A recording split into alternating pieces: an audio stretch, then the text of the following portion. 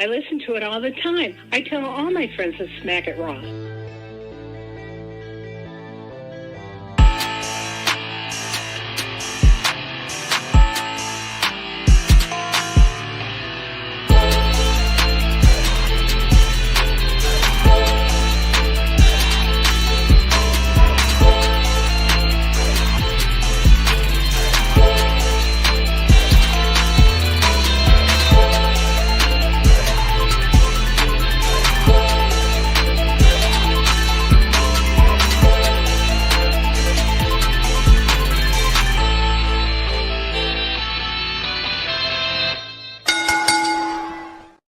Following podcast contains mature content. The views and opinions expressed by the host are not necessarily those of the host. Listener discretion is advised.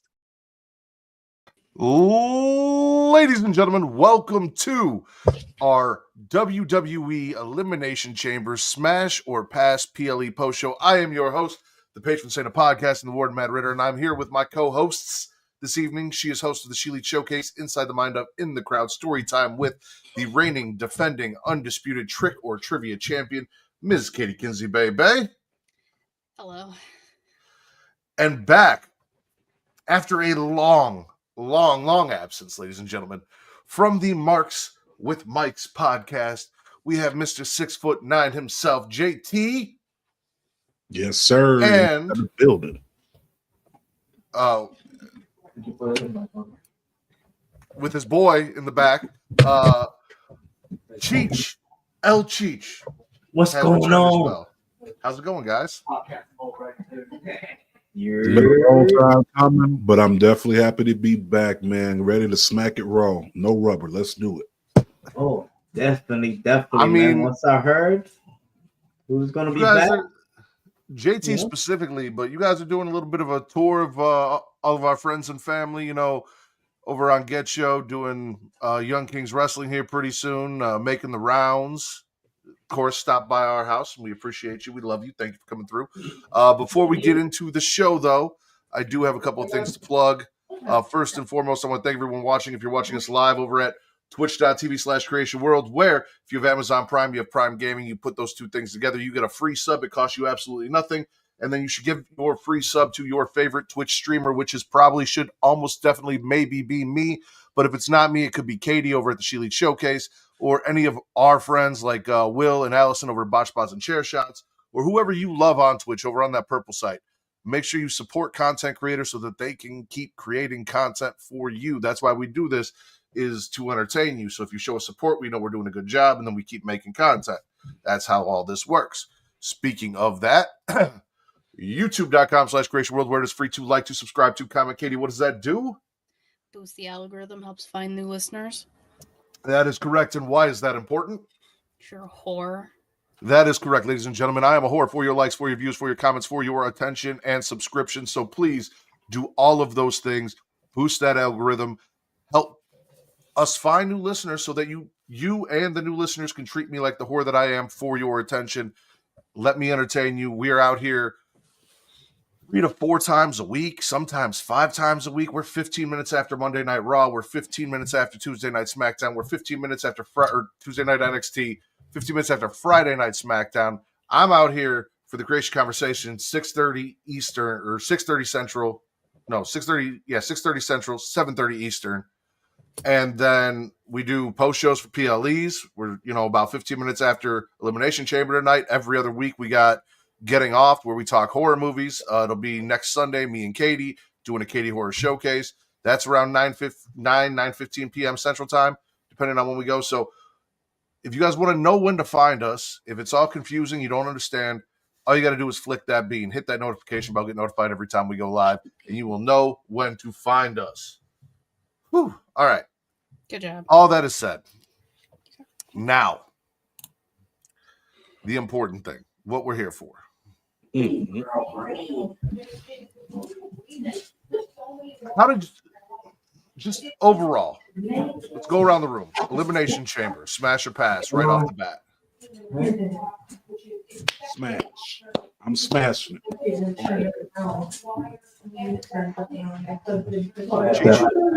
Oh man, definitely no looking back, no straight smashing. No protection. You know what I mean? That shit was straight smash.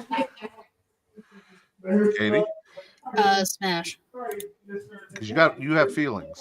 Are they good feelings or bad feelings? I have every emotion humanly possible in my body right now. I am also going to smash. This gave me everything I kind of wanted. I mean, I may have had a preferred winner in the main event that did not win, but he came really close. He had a great show and he did his thing. We'll get there. We'll talk about it. And then more, because somebody showed up that I was not expecting to show up, but I was happy to see. Before we get into that, let's talk about who I did expect to show up, and I'm really glad showed up. And that is Jade Cargill. So we had our women's elimination chamber match to kick off the night. We were going to start with Naomi and Liv, and before they even touched, Jade's music hit, and Liv is losing her shit, freaking out, trying to make it seem like she's the guilty one, but I think we all knew who the perpetrator of the crime was. There was no doubt in my mind for weeks now that it was Naomi. And let me tell you something. My daughter's favorite female wrestler is Bianca Belair. She was stressed watching Naomi get her ass beat and seeing Bianca freak out in the cage. She did not understand what was going on. All she saw was her wrestlers getting her ass stomped the fuck out. And she was not having it. And then when Alexa was like looking at Naomi getting carted out with the neck brace on and she had the sad little look on her face, I laughed and my daughter snapped on me for that. She goes, "This is not funny, Daddy." And I was like, I was laughing at Alexa. I wasn't laughing at, but these women killed it. Liv Morgan in her 6th elimination chamber match. Mm-hmm. Most of anyone that was in this match, everyone else was sitting around 3 except for Roxanne. Smash or pass. Thoughts? Well, that right there, honestly, with Jade Cargill coming back to go ahead and attack Naomi. For the longest, I was hoping it wasn't Naomi. I even put it off on Charlotte Flair just because it's Charlotte Flair. But for that to happen to Naomi and the way that they did it, absolute cinema. Loved every second of it. I'm smashing it all day. Yo, Papi, listen. All I got to say, bro, it was like a novela. You know what I'm saying? You know what was going to happen. And then you say Jade Cargill come in, and then she, that's swerve, even though, like you said, we knew what was going to happen. And she just started beating her ass, and you could see Bianca, it was Sweet Symphony, man. Just it was great just seeing her pain. It was like, that you could see her stress, you know what I mean? And I don't like black on black crime, my man, but it was needed because she had to pay for what she did. But was she that she did it? We still don't know. There's no footage yet, right? And was Bianca involved? I'm gonna say no, seeing as no, she was. Jumping ahead a little bit, Bianca won the chamber, which means she is going to go on to face one Rhea Ripley, which means that Young Kings Wrestling is in the building. What's up, TC? Katie got everything that she wanted tonight. There was not a damn thing that Katie wanted tonight that Katie did not get. And Katie is going to be at WrestleMania, and she could not be fucking happier. She's getting Bianca versus Rhea, the main event when we get to it, exactly what Katie wanted, I believe, for the most part. So she is a happy girl right now. But during this match, we had Bianca in right after Naomi was medically disqualified from the match and eliminated. Jade just took off and left. Roxanne's in next, then Bayley. Alexa comes in last. And everyone, like I said, everyone showed out. Everyone did their fucking thing. When Alexa came in, she took everybody out. She's punching people in the face. She's hitting Sister Act. We saw a Twisted Bliss for an elimination, which I can't remember the last time I saw a fucking Twisted Bliss. Yeah, it's been a minute. Like years. It's been fucking forever. Living last administration. Bayley. What was that? In the last administration, that's the last time we saw it. Yeah, the last administration, damn straight. Liv eliminates Bayley. She gets whipped with the hair. She was bleeding. She got whipped so hard. I mean, like there was blood on her back and on her thigh. Bianca grabbed her up in that powerbomb position and just started slamming her head against the cage and then against the fucking chamber, back and forth.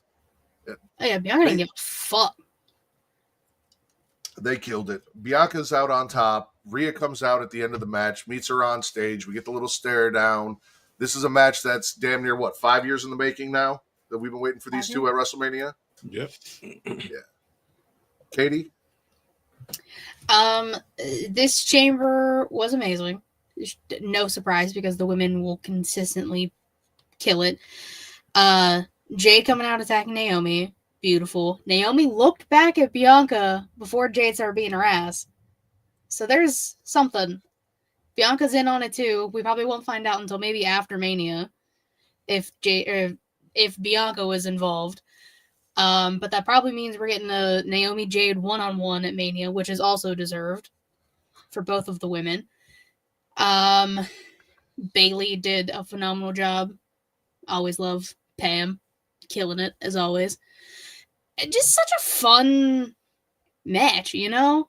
The crowd was really behind Alexa. I would not have been mad at Alexa, but things were put in motion. Now, I will say, if some fuck shit happens, I will not be opposed to a triple threat if you throw Io in the match too. Just saying. Well, see, I actually had an Austin theory that went a little away from that. So I was thinking that before we get to WrestleMania, I don't know if we have another PLE stop or not, No.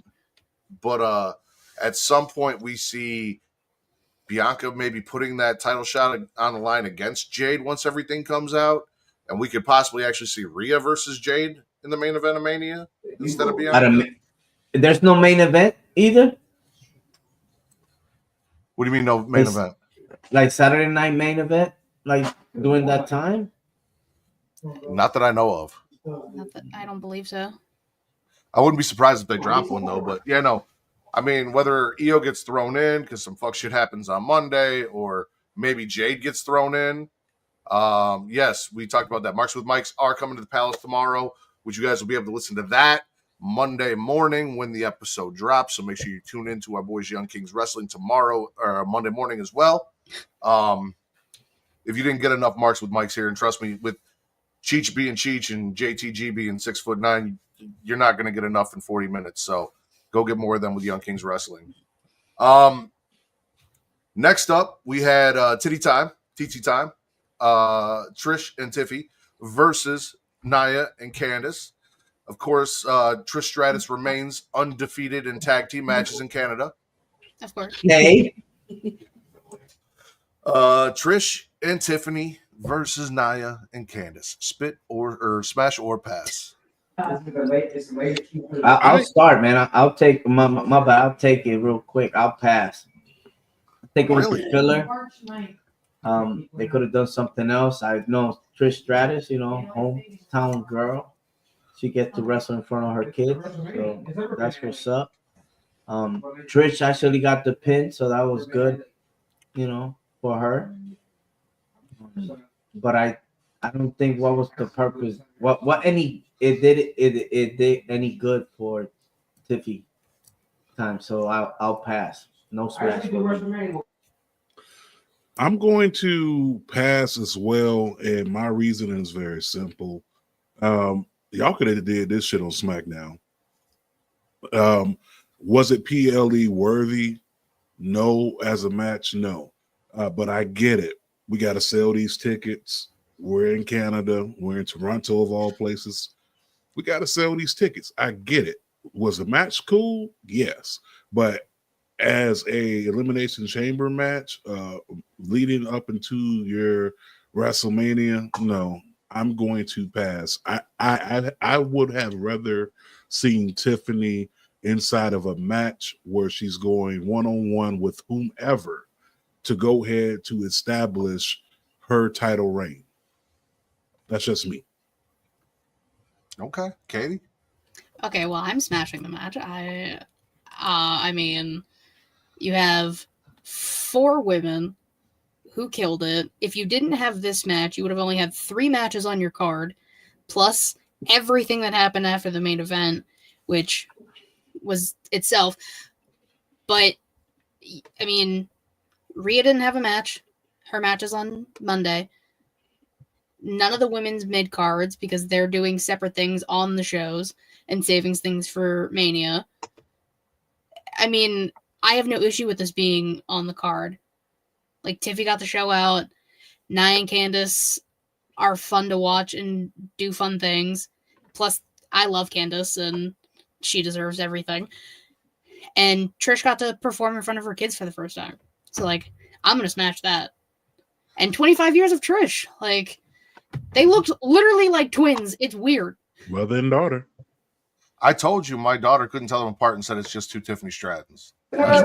She's not far off. Yeah. But I'm a little torn. So I'm also smashing for all of the reasons Katie said, on top of the fact that, you know, you brought up Candice, getting Candice on a PLE in a match, wrestling, which we didn't see a lot of prior to her showing up with Nia, or even when she was just being Nia's shadow. Like, she's ringside, but she's not wrestling in the match. So getting Candice on a PLE was a plus. But I also agree with the fact that, honestly, I think depending on what, I don't know what's going to happen tomorrow, so like I can't say, but You mean based off like, or yeah, Monday. It's Saturday, not Sunday. It's Saturday. I don't know what's going to happen on Monday, but I'd almost rather would have seen the women's title match in this spot, Rhea versus Io, over a tag team match with no stakes. Because not that I wanted to see her, and part of the reason I'm smashing is because she didn't come out, but also this didn't further anything going towards WrestleMania because Charlotte didn't show up. So, But I didn't want Charlotte there anyways. I didn't either, but like, I don't know. The Ice Queen I'm smashing stayed with home. you. Me personally, I always thought that this pay-per-view, I always thought it was unnecessary. You know, even though, you know, the Elimination Chamber, you know, to get, because before it was one belt, but I always thought there was like a filler pay-per-view.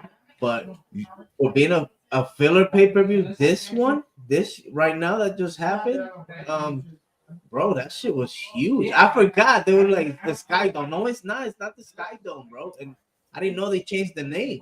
I'm like, oh shit. You know what I mean? For Elimination Chamber to put almost 40,000 up there, that's wild. See, Cheech, I can't rock with you on that because A, if it wasn't for Elimination Chamber, there would have been no Kofi Mania.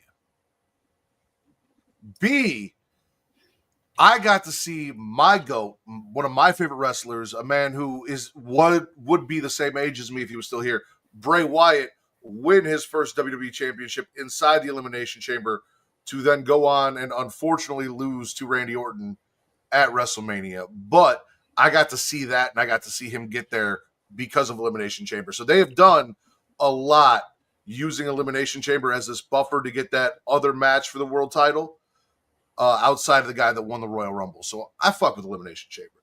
Have they all been good? Absolutely not. There have been some terrible chambers and pointless chambers. But the ones that they did do well on, like the Bray winning, like Kofi Mania, I feel like, and this one, because this one did some shit, I feel like are more than worth the few bad ones that we've had in between. It didn't really set nothing up. Nope. Not at all. For me, honestly, I'm with it.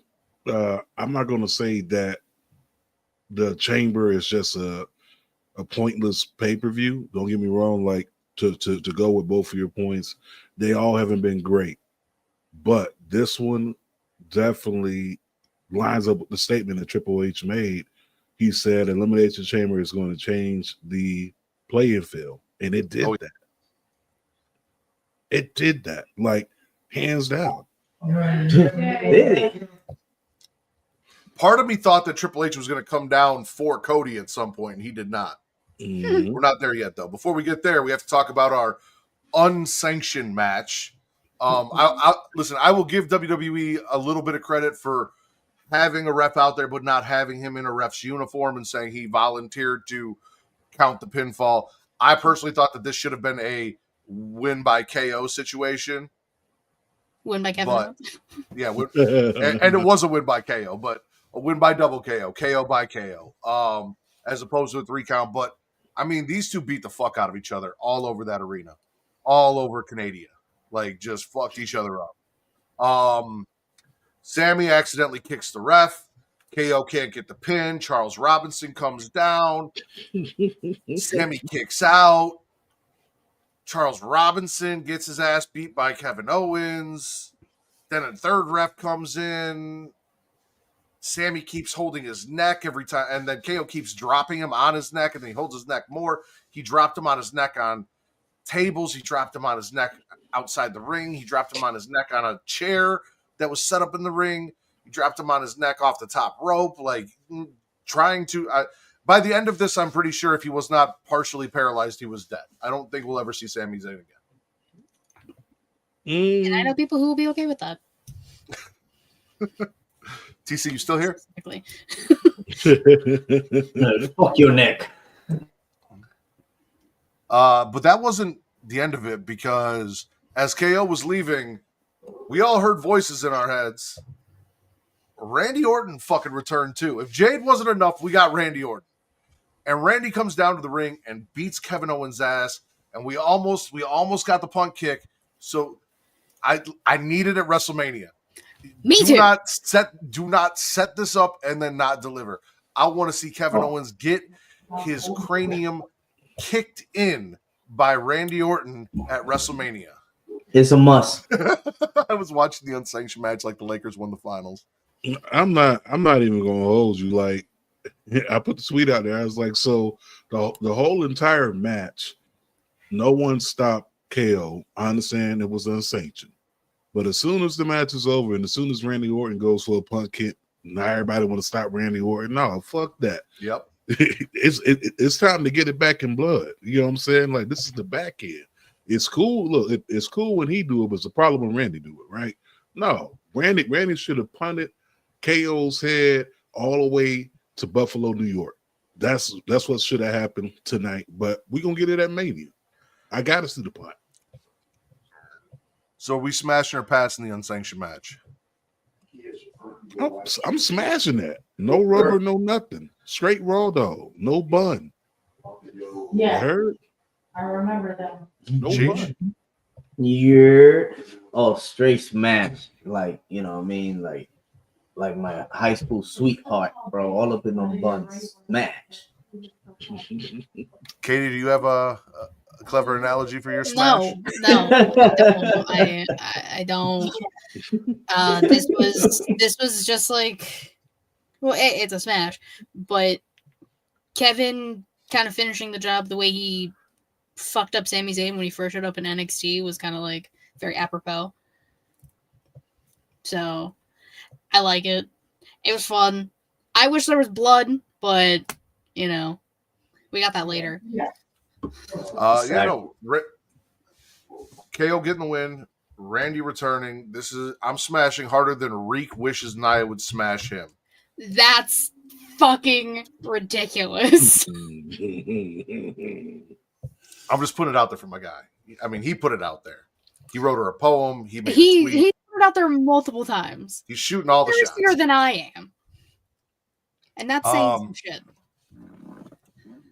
Then we roll into our men's elimination chamber, ladies and gentlemen. And this was a fucking ride. So Seth and Drew kick it off. At one point, Drew is slamming Seth into CM Punk's chamber, and the light falls, and then you just see my boy Phil pick the light up and fix his chamber light. I didn't even notice that. You didn't notice that? Yeah, no. No. It dropped, and he reached down and picked it up, and he's like in the background, like trying to fix it and put it back up there. Priest is in first, then Logan Paul, who shouldn't have even been there, then John Cena, and then CM Punk last. Honestly, I really thought Cena was coming in last. I did not expect him to come in second to last, so they had me there. Drew gets eliminated by Damian Priest, who then loses his shit, and Claymore's Damian Priest, which then allows Logan Paul to pick the bones and hit the frog splash off CM Punk's cage for the win. Gross. And then my favorite thing, watching a man like CM Punk beat the shit out of a man like Logan Paul and then also put him to sleep and pin him, was probably my highlight of the night. Watching Logan Paul take a knee to his dumb fucking face by a man like CM Punk. Yeah. Oh, yeah. Hey, we in Cleveland, right? We in Cleveland. We're like, oh, he's a Cleveland guy, but still, it was still fuck Logan Paul. Fuck Logan Paul. Which is not the only person that got told to go fuck himself tonight. We will get there in a second. So Punk eliminates Logan with a GTS. Then Punk eliminates Seth after hitting a GTS into an attitude adjustment and then getting the pin. And Seth, being the bitter little bitch that he is, stole CM Punk. He said over his dead body, he stole CM Punk's WrestleMania main event by stomping CM Punk's head into the steel outside of the mat on his way out. John Cena drags CM Punk back in, locked in the STFU. CM Punk passed out. John As Cena Seth is wins. screaming "die" Yes, as Seth is screaming "die" through the chamber because Seth is a monster. But okay. Wow. So before we get into the extra stuff, wow. John Cena winning the Elimination Chamber and going on to WrestleMania. Katie, I'm going to start with you because I already know the answers. Smash or pass? It's smash. This is everything I wanted. I needed it. I needed John Cena to be at WrestleMania main event, his last WrestleMania in my presence. All right. Cheech? Man, straight up smash. It was, you know, kind of like expected. Like one of the scenarios, like, you know, actually didn't, at one point, didn't think it was going to happen. But once everybody started, you know, getting eliminated, Drew McIntyre, man, and seeing him pin CM Punk, it was like, okay, I see the story, but oh my God. Bro, I'm telling you, it's a fucking novela, bro. It's fucking, you know, it's like a soap opera, bro. And I love it, man. But it's, I get, you know, it was right. John Cena showed out. You know, he did his thing. He's, you know, losing his hair. I don't know what he's holding on to. Come to the ball side, brother. But yeah, straight up match. There you go. Yeah. I just want to be, you know, I don't want to stay your spotlight, B. But yeah, straight smash. I need John Cena to show up on SmackDown bald and in a suit. Corporate Cena. Head shaved. No. All black. All black. No. Yes. No. No. As a matter of fact, No. listen, I'm expecting John Cena to lose the jorts for this last run. Oh, but I want the jorts one more time. New song? Please. New song too? New song? Fuck new song. Let's bring back his original song, Untouchables. If I get Dr. Thugonomics, it's game over for every person, and I'm gonna have to faint. Someone's gonna have to take me out of the arena. Man. I want him in the old school sweatsuits. Please. Ever seen out there like a Serbian hitman? Like, yeah. When he was stabbing niggas in the club? Yep. He got stabbed. No, I'm definitely smashing. I'm smashing this whole entire thing. I mean, looking back at it now, Cena taking basically that win after a Seth Rollins interference. I don't know. What was that a little bit of foreshadowing? Because, you know, if we're looking at the good guys usually don't cheat that way. You know, they'll you know, try to help the person back up and, you know, start the match back up. But he took the W. But for Cena to do what he did, man, this is straight out of a WWE 2K video game storyline. Listen, the foreshadowing, because we haven't even talked about, we're almost there. The foreshadowing was the press conference after Royal Rumble, where this man, prior to Royal Rumble, sitting there and he's like, I don't see myself winning a 17th time, blah, blah, blah. And then he built the whole story up to, unless I go to the Royal Rumble and I win the Royal Rumble. And then he lost the Royal Rumble and he came back and he's like, the thing that's best for business is John Cena in the main event of WrestleMania. So I'm putting myself in the Elimination Chamber. I'm not going to compete. Fuck that. I've earned it. I'm John Cena. I'm going to put myself in it. And we heard The Rock runs the show. He is in charge of everything WWE. So the only man to really approve that storyline-wise would be The Rock, to put John Cena in the position to be like, yeah, just put yourself in the chamber. You don't have to compete. You don't have to show up on any of the shows leading up to it. Just show up at the chamber. That was the foreshadowing on top of the way that he won, because old school John Cena would not have grabbed CM Punk and taken that win like that. He would have kicked Seth Rollins out of the cage, waited for CM Punk to get up and gone at it and tried to win honorably. Mm-hmm. You ain't lying. So then John Cena's in the ring, chilling, just won. Cage goes up, everyone's happy. Lights go out. Cody Rhodes comes out. Virgil John come Cena, out. I passed her. shakes John Cena's hand, hugs him, nice and happy. I passed. And then, for some reason, WWE showed up and just followed The Rock down to the ring and hung out in the corner the entire time. Ruined For no the reason whole thing, by the whatsoever? way. Travis Scott literally ruined a fantastic moment. By the way. I was fine with him being there. I didn't need him putting hands on John Cena and getting involved.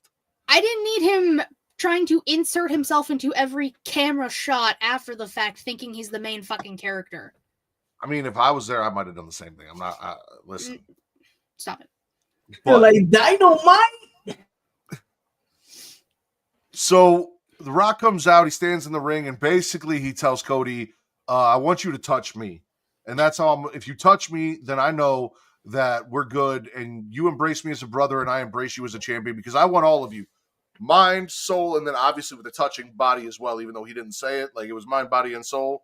He wanted everything. And Cody goes, you know what? I do want it all. Problem is, my soul was given to this ring and these fans a long time ago. I don't have a soul to sell because I gave it to the people. So Rock, go fuck yourself. Which unedited fuck on WWE TV hits so different. So fucking different. Yo. The Rock stands there baffled, and I knew exactly what was coming. There was no doubt in my mind what was coming because there was no reason for John Cena to hang out there unless this was the plan. If John Cena had left, I would have been like, oh, okay, Cody might be taking this deal or someone else is coming out. But he stayed there. So I saw John Cena come over and shake Cody's hand. And then the look between John Cena and The Rock gives the signal. John Cena kicks Cody in the dick. And then proceeds to take a gold Rolex watch and punch the WWE champion in the face. Also with his belt. Travis One Scott got in time. there for some reason. 2 times. Beat the dog shit out of Cody. Ripped his shirt off. I was kind of hoping for some spray paint and a little NWO on his back. It didn't happen. I thought that might be where that was going. You know, The Rock's NWO. No. But Cody, then after we went off air with Travis Scott and John Cena, fucking John Cena even did the Captain Morgan on Cody's skull for a photo op. Just Captain Morganing fucking Cody's skull for no reason. We follow Cody pulling himself back up, walking out, sad, blah, blah, blah. I have not watched the press conference yet. I don't know what they said. But this was a hell of a way to go out there. 11, so I'm assuming we're all smashing John Cena's heel turn, Cody getting his ass beat, The Rock having his corporate champion. Yes. Going balls deep. Smashing this one. Not even going to play. Heel Cena. This is the equivalent to Captain America lining up with Hydra. Okay? This is the equivalent. Out of his illustrious career, we have not had Heel Cena since Heel Cena was the Doctor of Thugonomics. And that was a very short run, heel run. I think what maybe like a year, if that, and then it was babyface all the way up until now. If anyone who's listening is not smashing this segment, go fuck yourself. Like The Rock. Yes. A straight smash.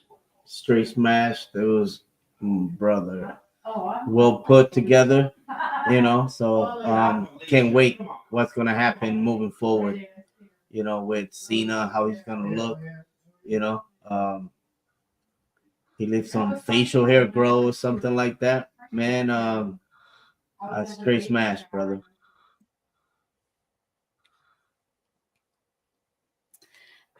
So I once Dwayne came out, I was like, okay, shit's gonna happen.